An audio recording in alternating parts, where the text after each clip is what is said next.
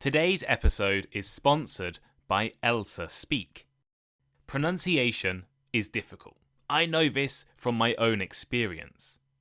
I remember back to a time where I was describing some beautiful scenery to my friends in Japanese, but instead of saying beautiful, my pronunciation made it sound like I hate it.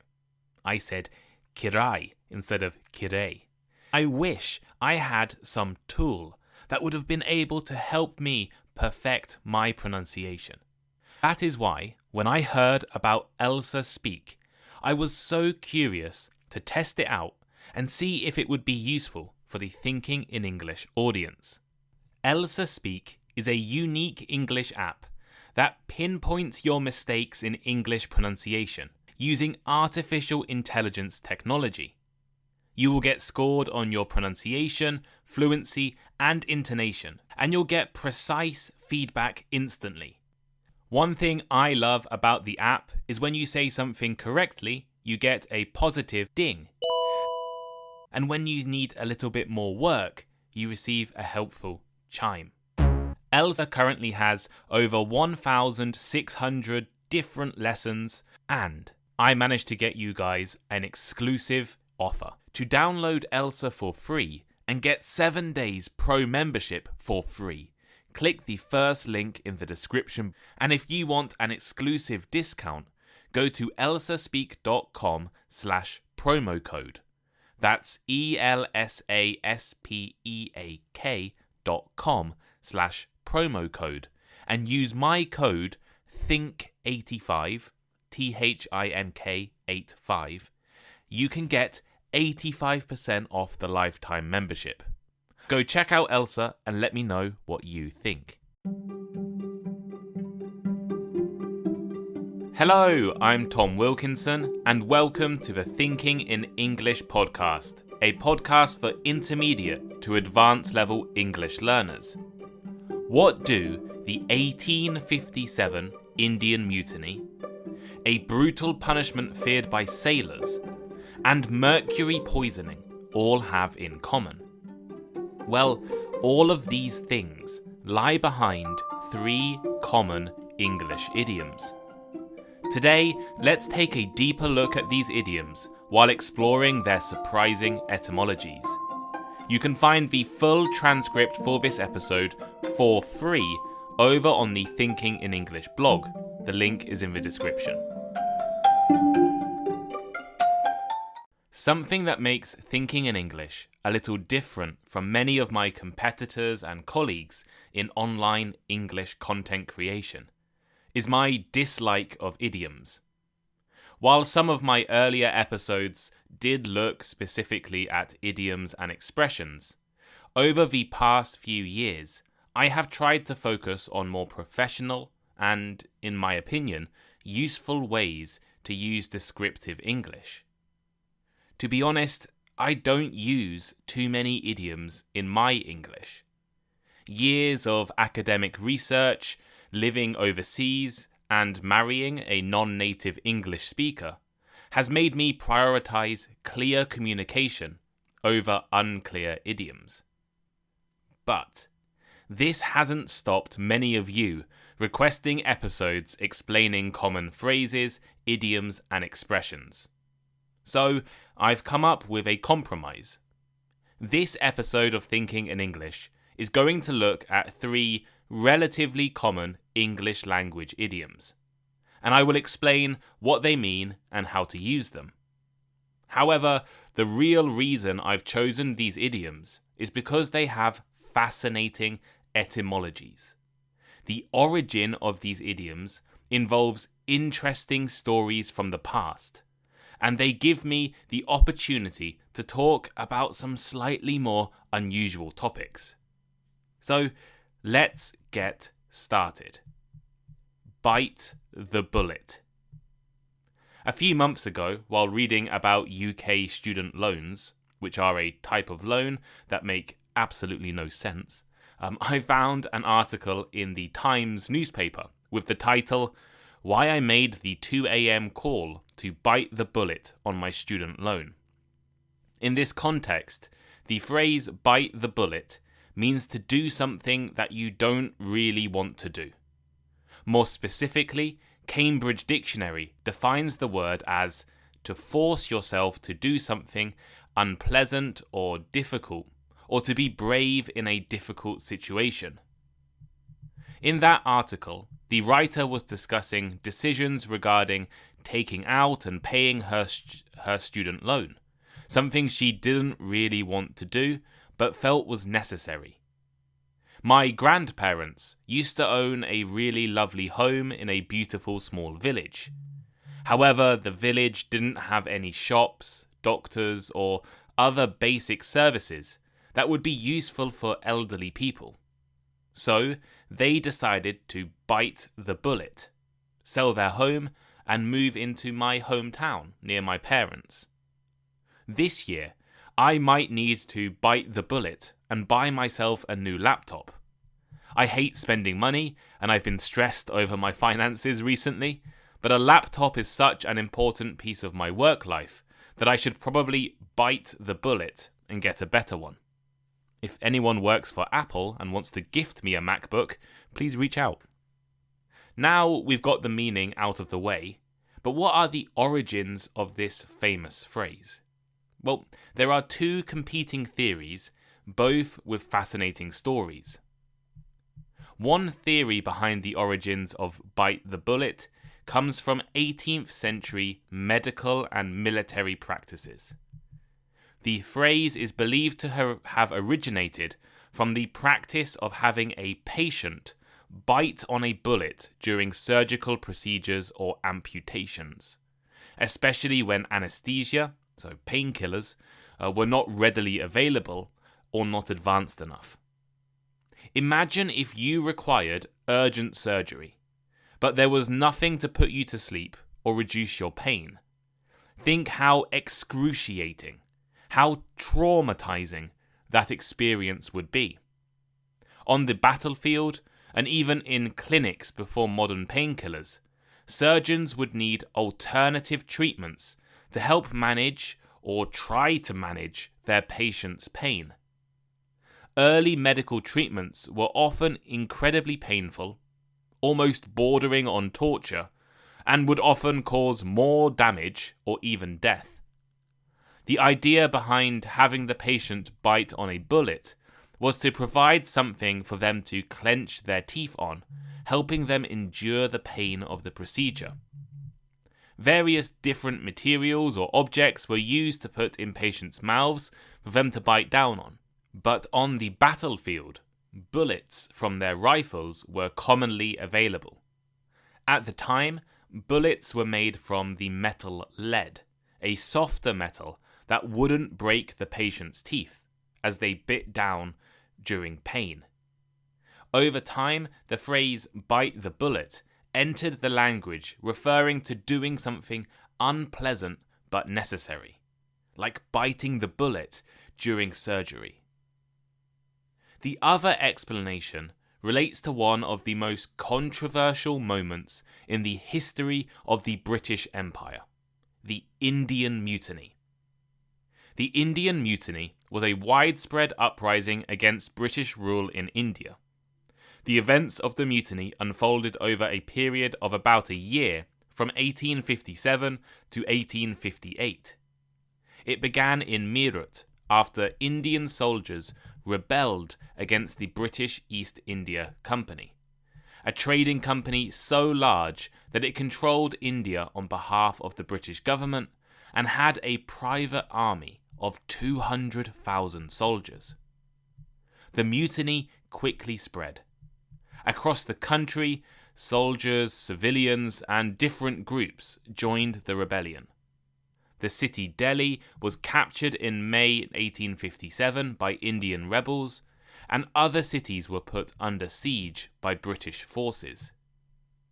It was characterized by extreme violence, and there were numerous atrocities committed.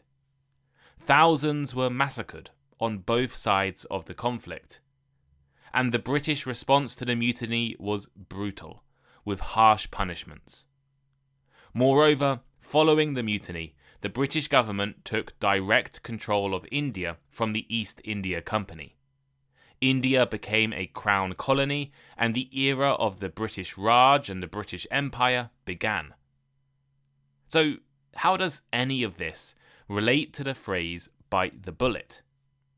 Well, the immediate trigger for the mutiny was the introduction of the new Enfield rifle cartridges by the British East India Company. The cartridges were greased with a mixture of cow and pig fat, offending both Hindu and Muslim soldiers. To load the rifle, soldiers had to bite off the end of the cartridge, and the religious beliefs of the soldiers were violated by the use of animal fat. Some people suggest the phrase bite the bullet came from British officers forcing the soldiers to literally bite their bullets against their will. However, the phrase was probably in use before the Indian Mutiny, making this a less believable theory. Cat got your tongue. What's the matter? Cat got your tongue? This phrase, has the cat got your tongue or cat got your tongue, is a relatively common idiom that we use to question someone about their silence.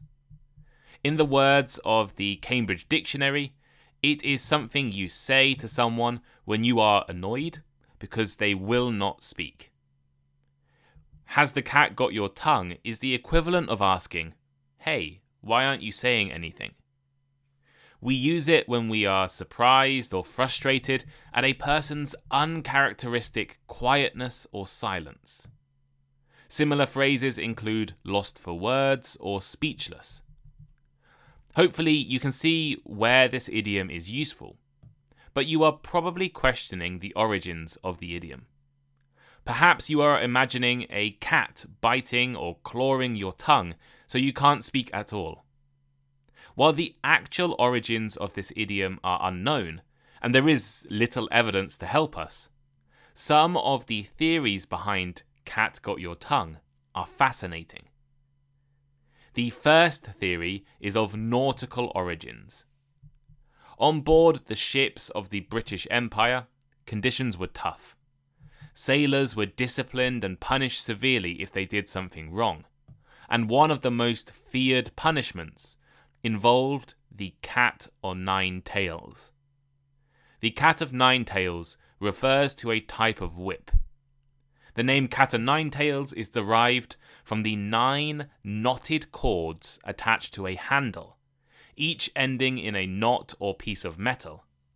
This design increased the whip's effectiveness in delivering a more severe and painful impact. The use of the cat o' nine tails was a form of punishment, and it was often employed as a disciplinary measure aboard ships in the British Royal Navy and other navies. Sailors who committed offences or violated rules might be subjected to floggings with the cat o' nine tails as a means of maintaining discipline. According to some people, the phrase cat got your tongue may have originated from the practice of flogging, where the victim would be left speechless or too in pain to speak afterwards. So rather than a literal cat stopping you speaking, it would be the excruciating pain of being whipped by the feared cat o' nine tails. But as I mentioned, the connection to the cat of nine tails has little actual evidence, and there are a few other stories. Some people suggest that the saying actually comes from the practice of cutting off people's tongues as a punishment, and then feeding them to cats. Or, apparently, there is a similar phrase used in French, which roughly translates to English as, I throw my tongue to the cat. However, this has a slightly different context, as it means I have nothing to say, rather than why aren't you speaking? Mad as a hatter. Have you ever read or watched a version of Alice in Wonderland? Alice in Wonderland is a fantastic and classic children's story, featuring a character known as the Mad Hatter. Many people often assume that the idiom mad as a hatter is related to this character from Alice in Wonderland. But the story is actually much more interesting. If you are as mad as a hatter, you are completely insane. You are crazy. You are out of your mind. It tends to be used colloquially or light-heartedly to suggest a person is crazy. His wife threw all of his clothes away yesterday. She is as mad as a hatter. Or, she's very intelligent, but as mad as a hatter. So where does this idiom come from? Well, the answer is Mad Hatter disease. A person who makes hats is known as a hatter. And in the 18th and 19th centuries, a disproportionately high number of hatters were crazy or mad, or in modern terms, had neurological symptoms. The reason was poisoning. Hats in the 18th and 19th century were often made using the fur of small animals like rabbits. To turn the fur into a material suitable for hats, hatters would use a chemical called mercury nitrate. We now know that the metal mercury is poisonous. In tiny amounts, mercury will have little effect, but hatters were handling mercury nitrate constantly, every day for years. This extensive exposure to mercury poisoned thousands of hatters and resulted in symptoms like tremors, hallucinations, instability, and difficulty speaking. It made the hatters appear mentally ill or mad when they were actually suffering from acute mercury poisoning. One of the most famous Mad Hatters was perhaps Boston Corbett. Corbett, who had worked extensively in the hatting industry, is the man who killed the assassin of Abraham Lincoln in 1865. Abraham Lincoln was shot by John Wilkes Booth while he was at the theatre, and the army, including Corbett, was sent to capture Wilkes Booth alive. However, Corbett disobeyed orders and killed Booth.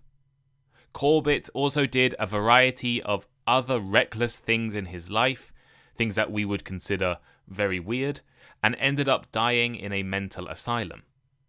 Researchers now suggest his behaviour was possibly due to suffering from mercury poisoning during his time as a hatter.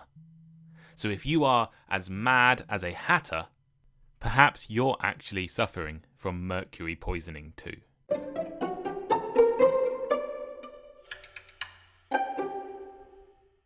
So here is today's final thought. Today, I looked at 3 different idioms with fascinating, if somewhat speculative, origins. Bite the bullet, meaning enduring something that you don't want to do, allowed us to discuss brutal medical treatments and the Indian Mutiny.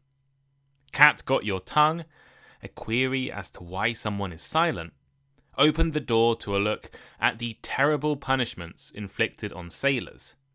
And Mad as a Hatter, a reference to a crazy person, is actually related to long-term mercury poisoning. Hopefully you found this episode useful and, most importantly, interesting. But what do you think?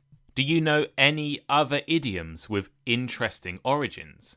Or perhaps are there any idioms you'd like me to talk about next time I do this kind of episode? You can let me know by leaving a comment on Spotify, comment on the Thinking in English transcript, the blog. Every single episode has a blog transcript with it. Link is in the description. Or you can reach out to me on Discord or Patreon. Those are the 2 best places to reach out to me and discuss Thinking in English episodes with me. But thank you for listening to this episode. Thank you to Elsa for sponsoring this episode. Check them out. Click their link in the description. By checking them out, you're also supporting me. And yeah, this was a slightly different episode. If you enjoyed this episode, let me know. Maybe I'll make another one. Thank you so much for listening, and I'll see you next time. Goodbye.